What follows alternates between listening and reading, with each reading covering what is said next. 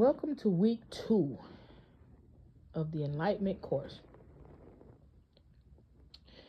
This week we're talking about prayer, the consistency, the types, and your life path number. To touch on your mission, in Ifa, the only way that you know your destiny is through initiation.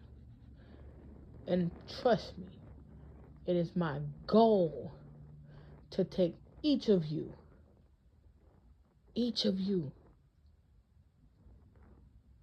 within the next 3 years, back to Africa for initiation. It's my goal. It's my honor. It's my privilege. During initiation, you will know your destiny. You will know the things that you need not to do to help your lineage. You will know the things that are taboo to your lineage. Because a lot of times we do things that we don't know that our lineage should not do. And we cause problems on ourselves because we're doing things because we don't know. Right? Ifa is about knowing. All problems can be resolved with Ifa. Ifa is the word of God. And Orumala, which is Olodumare, the supreme God's son, is here to make sure that we understand the word of Ifa. There are a couple of things that we must do when you devote yourself to Ifa in order to be in alignment. We're starting off with prayer. We have to pray every day with conviction in our heart that we believe what we're praying is right for us.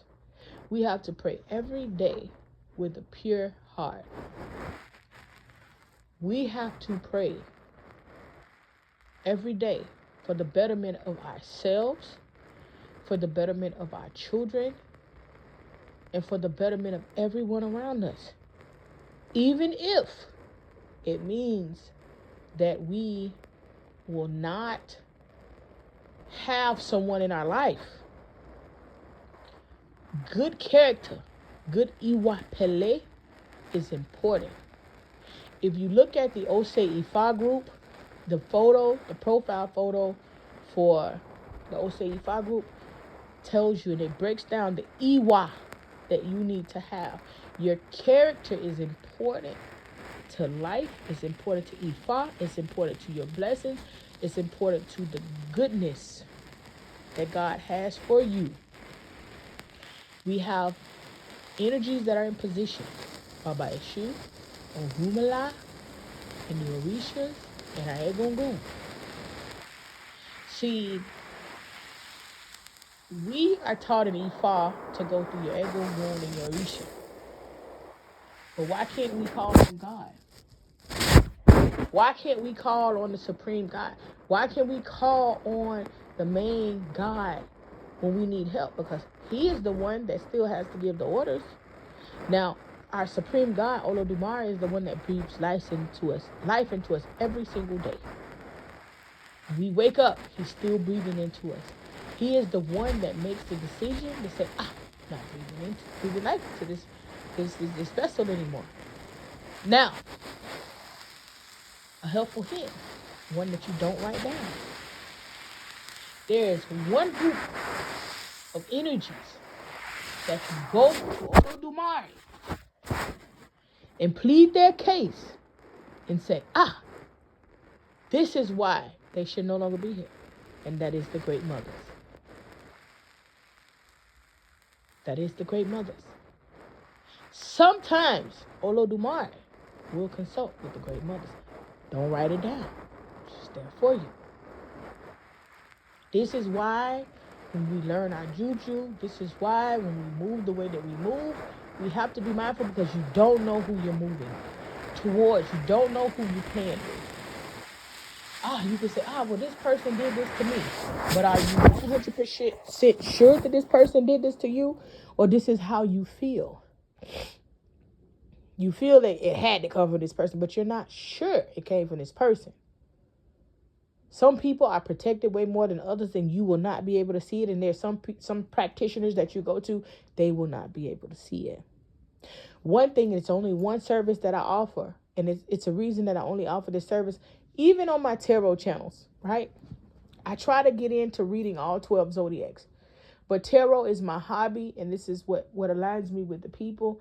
And every time I get to all 12 zodiac signs, Spirit always pulls me back. It's too much energy for me. Too much energy that I'm tapping into, right? You have to know the basics and the fundamentals of what's going on before you go and look up a video and feel like you can go against somebody. When you come to me, it's only one type of work that I do, and that's spell removal. And it's a reason why I only do spell removal.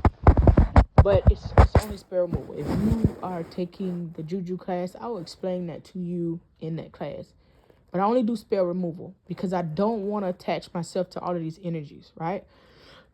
Because I know that most people, they want love magic done. And most of the time you get love magic done, you're trying to go against someone's free will, and that's not right.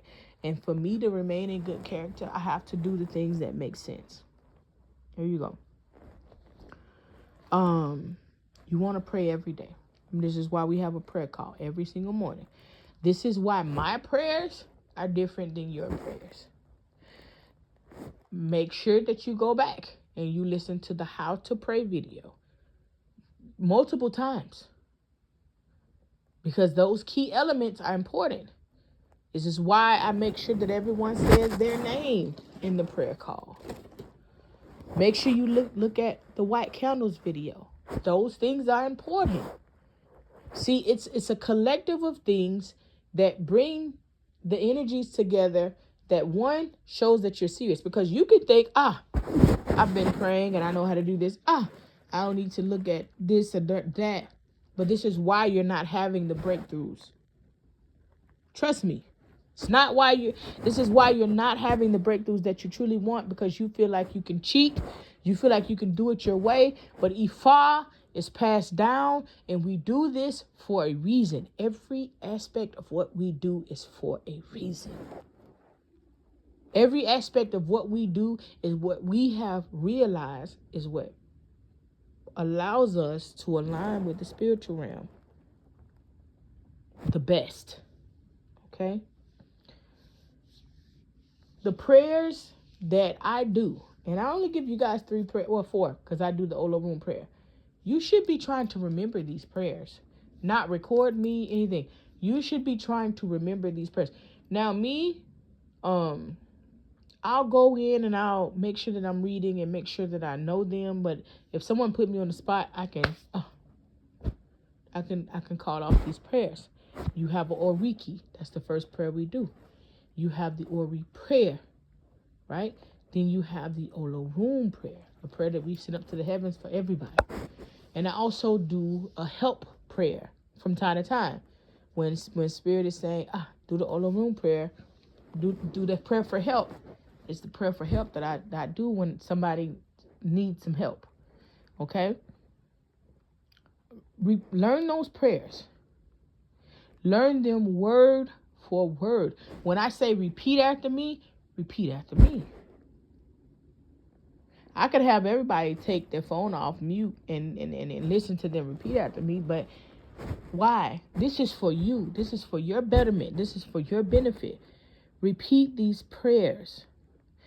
Every single source has a prayer. Okay? I have a prayer book. The thing is that people are not keen on giving prayers. They're not. You may have some people that try to give you prayers that you may get shrines from, and then they don't give you a prayer with the shrine. Those are called gatekeepers. Those are people that feel like, well, no, I don't want you to have this sachet. I don't want you to have this, that, whatever. Every shrine that you receive, you should get a prayer from it. The person that you're working with, they should tell you how to pray. This is why I'm telling you how to pray. When you're working with somebody and they're not giving you prayers, that's a red flag. listen, that's a red flag. The Africans are very careful on the type of prayers that they give us in America. Now, even though we know that our ancestors were brought over here against their will, they still feel like we are more privileged because we were able to live on this land. And then some's like, okay, well, they're there, but they feel like we're more privileged, like we have more money than them or something like that. And even though we were brought here our ancestors were brought here against their will, our ancestors were sold into slavery by other people that were there. There's still this disconnect between the Africans and the African Americans, right? And so they are very, very protective over the prayers that they give us.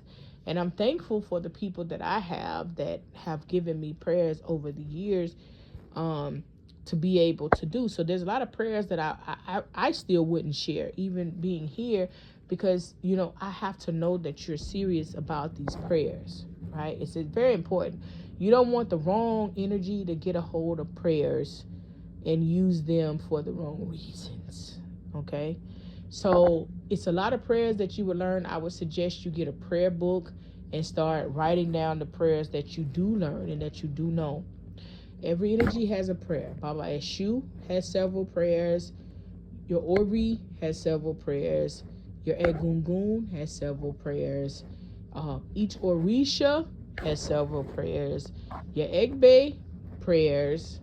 God itself, Oloruni, prayers, has several prayers. Orumala, several prayers. Like, every energy has prayers. And you have to know how to channel these energies. Baba Ogun, Baba Shango, Oya, Yeye Oshun, Baba Obatala, Yeye Manja. Every energy has prayers. And you have to know these prayers, okay? When you're opening up in the morning, you have to know your chants. Chants are very big in Ifa. How do you call a chant is calling the spirits down. How do you call them down? When I go to my Egungun shrine, I call them down. Whoever shows up is who shows up. Don't feel away. I call all of my Egungun down that I know and unknown from both sides, from my Yeye Ni side, from my Baba Ni side. Whoever shows up, that's who shows up. Whoever steps up to talk first, that's who talks first. Right? You call them down when you work with these shrines. When you go to Baba Eshu, there's a prayer to call Baba Eshu down. It's simple saying that you can call Baba Eshu down. And have him, being in tune with what you're doing. Your Ori, you open your Ori. Baba Ifa, you open up the prayer for Baba Ifa. Open up the oracle. That's very important that you know this, so that you're not sitting in front of a shrine feeling like, I got a shrine, I can work with this shrine, and you just go to the shrine and start talking to the shrine. You have to activate the shrine. Now, do you have to be an initiate to activate a shrine? No, you don't. Do you have to be a devotee, I feel, to activate a shrine? Yes, you do. You have to know without a shadow of a doubt that Ifa is the way to go. You're not straddling the fence. You can lie to me. You can lie to you. You can try to lie to me, but you can't lie to the universe. You have to know without a shadow of a doubt this is where you're going. Because they can hear you, right? And they can see you. And if they know that you're not pure about what this is that you're trying to do, you think they coming to answer you? You think they coming? Such and such calling me. I'm going to run to them. No, they're not. So there's an activation of your shrines that you have done. When you get your hand of Ifa, in the same way that we do Ose Ifa, when you get your hand of Ifa, you will be there with us and you will be able to work your hand of Ifa when we're doing Ose Ifa. You will be able to, keep your Ifa active. as I will do Osei Ifa, and then you will be able to know how to do your Osei Ifa. So as we go in and we do Osei Ifa now with Iya, I have Iya do my Osei Ifa, and I do my own Osei Ifa, because I have my own Ifa. So these are things that you have to know. The thing is, which is the scariest thing ever, that I had to learn how to work with shrines and give offerings by myself. Everyone comes into Ifa in different angles. Everyone has different paths. I do know that.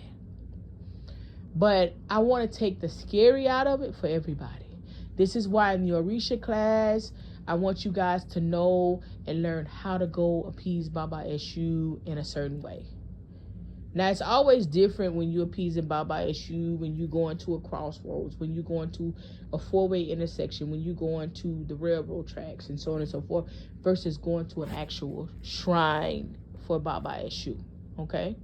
But the more you do it, the more you become comfortable with it. Some of you guys, I've taught you guys how to do certain appeasements, Yemaja, and so on and so forth. Your way. You have to show effort that you really want this, okay? You have to put in the work to say, this is what I truly want to do, and I'm not scared. Fear is false evidence appearing real. I'm going to do it until I get it right. Of course, your first 1 or 2 times may not be right, but they see the effort that you are putting in to trying to make this happen. I'm here with you every step of the way. I'm here with you to walk you through the appeasements. I'm here with you to do what you have to do. As I said to you before, probably after summer, I will have majority of the shrines that you guys need. We do Osei Ifa every 4 days. We do Baba Eshu every Saturday. There are more appeasements that we have to do. You got something going on. You need to appease Baba Ogun. You need to appease Baba Shango. Whatever that is. Like, I will have those shrines. I have currently 1, 2, 3, 4. I have 4 shrines. There's more I have to get, because 2 of those I will not share with the public. Those are my personal shrines. But I have to repeat those shrines and then get, more shrines to be able to, do things with the public with. You will learn the things that you need and who you need to contact. The Ori class that we have coming up, it tells you who you need to be in contact with. It tells you, it gives you the information to where you would know who somebody went to work against you. You will know if they went to Orisha, and if they went to Orisha, what Orisha they went to.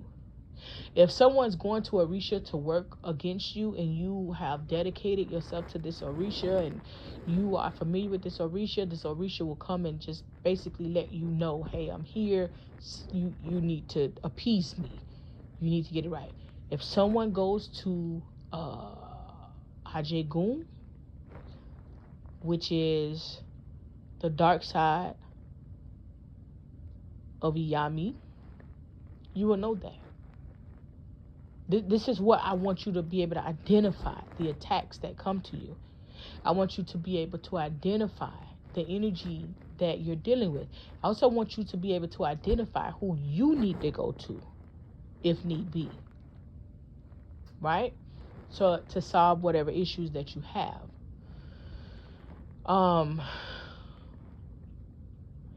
Your life path numbers. Your life path numbers are very important. Until you can get to Africa to do your actual initiation. And I would tell you that the total cost of your African initiation set for $10,000. Okay? Generally, you would not spend all of that. It would be pocket money that you would have, plus your initiation, plus your fee for me taking you there, which is never really a lot, plus your visa, plus, we have somewhere to stay when we get there. You want to have money in your pocket because maybe something that you want to grab. You're going to come back with more.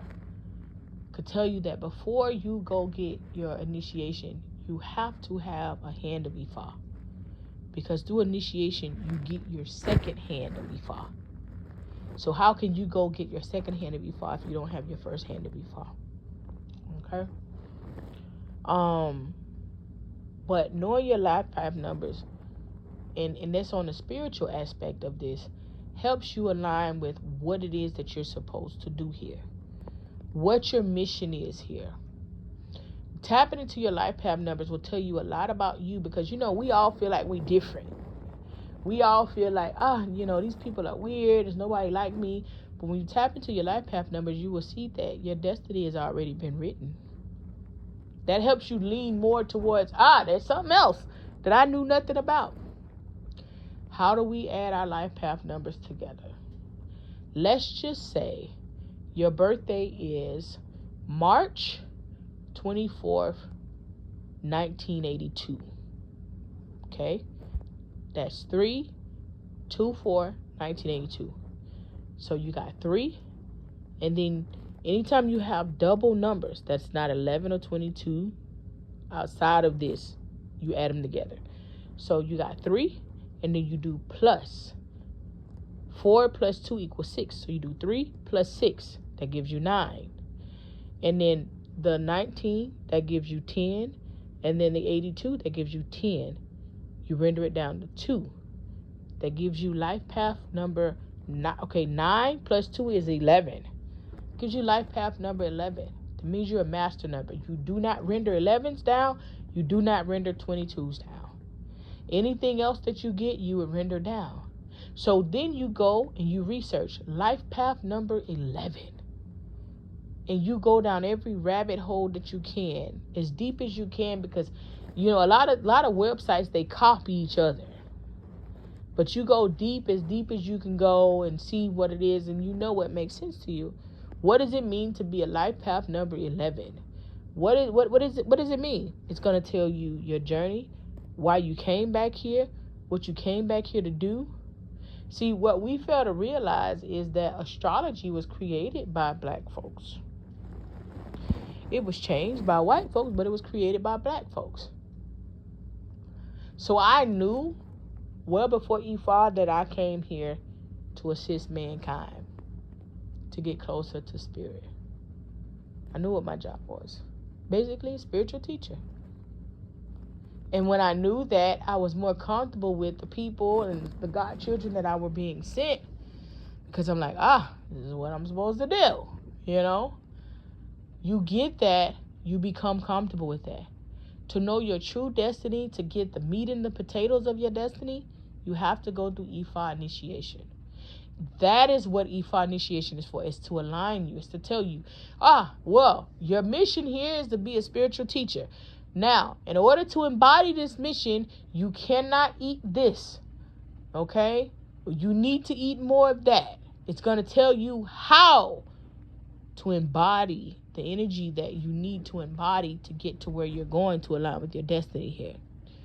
Now, again, I've heard some people say, hey, I'm not rushing to align with my destiny, because once I get it, then my mission is over. I feel that way too. Like, hell no, don't take me away. Let me align with my destiny, and then let me enjoy. Let me grow old. Let my children grow old. Let me see that. But we all have a mission here. And again, if you're listening to my voice, you know that you have a mission here. It's up to you to figure out what that mission is and to align with it. When I talk to some of y'all, I'd be like, I'd be so proud of y'all. I'd be so proud of y'all for realizing that you're different. I'm the different one in my family. My family is Christian. I have some Seventh-day Adventist. I have some Jehovah's Witnesses. But my family is predominantly Christian. So being that I'm the weird one, I didn't get scared to step out and be weird. When I was doing my initiation, I didn't get scared to ask my family for help, even though they didn't give it to me. I wasn't scared to ask them for help. But that further let me know that once I accomplished what I accomplished, It's not that I'm gonna turn them down. I'm still gonna help them. You're gonna pay me just like everybody else pay me. You might get a discount, but you're gonna pay me to align with your destiny. But my duty is to show you what Ifa has done in my life, so you won't feel like I made a wrong turn because all you know is Christianity or what it is that you learn. We're not here to turn our back on our lineage and giving them help. And we got to keep in mind, we do got karmic family. That's going to come up later. We got karmic family, and there's some people we just can't help, right? They're here. Our family is actually here to get us prepared for the real world, for our real mission. You know, your brothers, your sisters, your mom, your dad, your aunts, your uncles, all of these people are who you grow up with from 0 to however many years. It's supposed to be 18 plus. But those are people that you grow up with that get you prepared for the real world. How can you prepare yourself for the real world if you have not been through anything? How can you prepare yourself for the real world? Everybody was so loving and caring. You have to be prepared for all of these things. You went through what you went through for a reason. Everything, the good, the bad, the ugly. You went through it for a reason. You are not a victim. You are a survivor. You're still here. You're still ticking. You're still trying to find out more. You're still trying to be a better version of yourself. Our duty is to not ruin our children and to not ruin ourselves. It's our duty. We have to be the best version of ourselves for them. And the best version is not what they said it should be, it's what we create. It's your time to take over now. It's your time to step out on this ledge that nobody else in your family chose to step out on. But you did. You don't know why yet. But you did because you're being led that way. Because you are listening and you're aligning with your Ori. And your Ori saying, you need to do this. And you're doing what you're supposed to do. You got a lot of people here that's naysayers and they your family and you love them so and you just can't understand why they so ignorant. You can't understand why they don't understand because it wasn't meant for them to understand. It was for you to understand because you were brought here to heal your lineage and that person wasn't. They may be bitter, they may be angry, they may be upset. But you have to stand on business. That's what they say now, standing on business. You got to stand on business and do what you have to do for your lineage. Always pray. Never take the prayer out of the equation. But in order to pray, you have to know how to pray. And that's the thing that was taken from us. We were giving a basic prayer. Our Father, which art in heaven, hallowed be thy name. Thy kingdom come, thy will be done on earth as it is in heaven. Give us this day our daily bread. Forgive us our debts as we forgive our debtors. Lead us not into evil. For thine is the kingdom, the power, and the glory forever. Amen. One specific prayer. We talking. God know you. Don't worry. God know you. But when I tell you to pray, I say, say your name and say who you are a child of. You don't think that make a big difference? When I pray for clarity. You know, forgive those. Forgive me. But why would I ask you to forgive my adversaries? They ain't got nothing to do with me. My adversaries need to come to you for forgiveness. You know where turn the other cheek came from? I'll make some people upset. But I don't really care right now.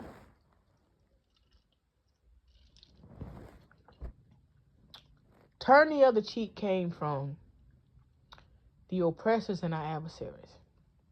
See, the oppressors and our ancestors, our ancestors, they have souls, so they felt different than the oppressor. The oppressor don't have a soul, so they can drag you. What you ask yourself, how can the oppressor and your ancestors serve the same God? But you got the short end of the stick and they seem to be winning. Nobody sat to ask that particular question, no. So we got punished. We got punished.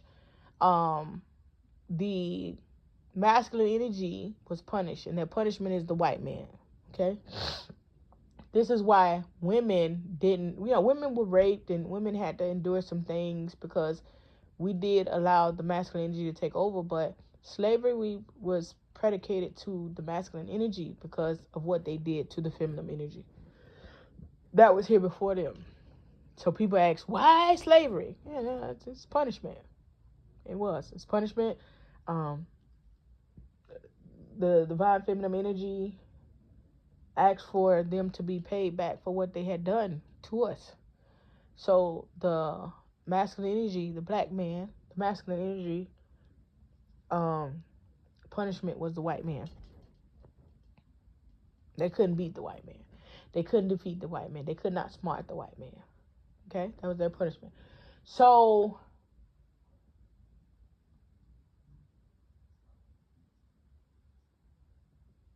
when we look at all of those things, we start to make sense of it all. How can the oppressor and the ancestor serve the same God, but the oppressor is winning and we are not? It wasn't meant for us. It wasn't meant for us. We have to get back into our roots. We have to get back to where we came from. We, as women, have to stand together. We have to pull together. We have to be better versions of ourselves for each other. We got to stop tolerating things just because we think it's right. And we got to know what we want, need, deserve, and desire, and allow those things to come to us.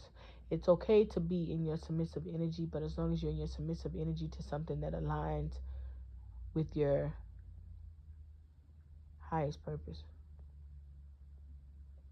Something that aligns with the healing of your lineage. We are here to help man, but if man is not helping himself, then what the fuck are we helping? We're here to help each other, but if your sister is not helping herself, then what are we helping? We all feel like we have to be the provider, the protector. That's not our job. I don't care if you like women, if you like men. That's not your job. What are they doing to help themselves? Everybody in your life, what are they doing to help themselves? We get addicted to the drama and the chaos and the conflict that people have in their lives, and we feel sorry. And it's not our duty to feel sorry, because it's our duty to help heal and align and redirect. I'll see you guys on week 3. Now, week 3, I'm going to go through the steps on how to set up your altar.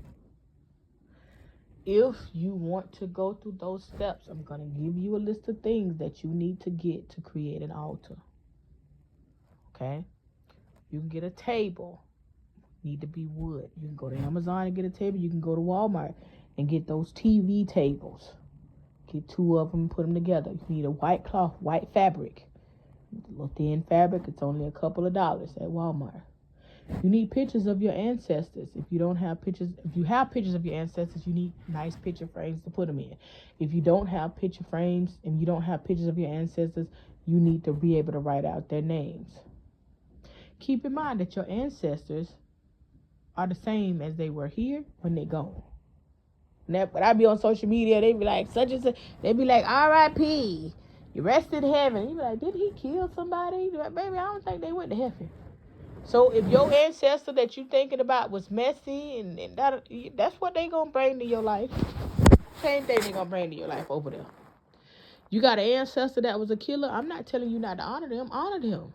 If somebody fucking off in your life, you know they're coming to mean business. That's who you need to call on. Call on your ancestors based upon what you know that they were when they were here. That's what I'm gonna give you. You can put their names down on a paper with no lines on it. You need cups of water. You can do 3, you can do 7, you can do 9, you can do 12 cups of water. These cups need to be glass. Glass.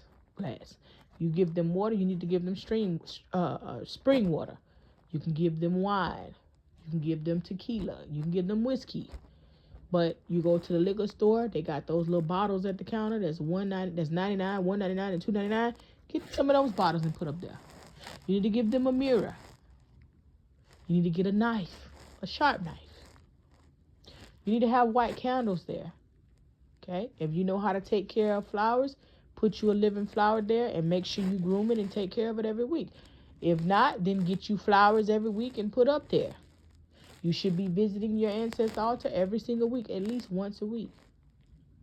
Get them candy. Get their favorite snacks that you know. If you have a piece of clothing that belongs to them, put it there. I see people with ancestor altars on the floor. No! Don't put your ancestor altar on the floor.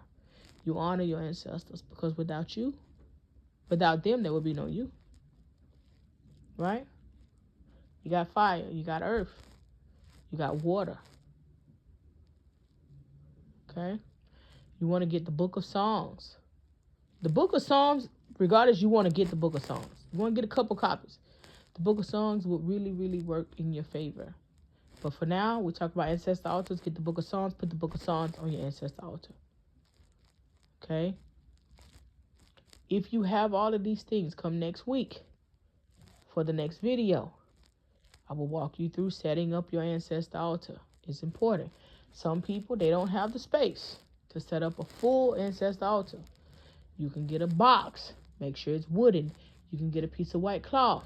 You can put your ancestor's name in there. You can go to the liquor store, get you 2 bottles of whiskey. You can go get the 4-ounce water bottle. Put that in there as well. You can go get you a little knife, as long as it's sharp. Put that in there as well.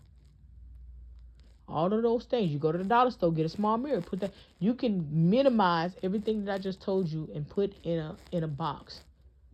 And when you want to go, when I say, hey, it's Egungun Day, you can open up that box, whatever space you have. Open up that box. You can go put some food beside it. You can light the white candle. You can, give them some and say, hey, I honor you. If you got a space that is not big, you can sit in that space, put it in your closet, put it somewhere where it's fire resistant. You can honor your ancestors. I need you to understand that making excuses is not going to get you where you need to be. But making a way will. There's no such thing as you can't. You can. The ancestor altars, they come from Lukumi, but also feminine energy. The masculine energy work with shrines. I do have a shrine for my Egungun, but I have to get a shrine for you guys, because I will not call your Egungun to my shrine. Got to get a shrine for the ministry, but I will get one. But these are simple ways, and next week for the next topic, I will talk to you about calling your Egungun down. When we get to that point and you get a shrine, I have a prayer for you to call your Egungun down to do what needs to be done. Just know, you had a cousin, a sister, or somebody that you didn't get along with, and they crossed over. Don't put their name in the damn box. Don't put their name on your altar. If they didn't get along with you when they was here, what you think they gonna do to your life while they over there? Okay. Long as y'all know. Love y'all. I share.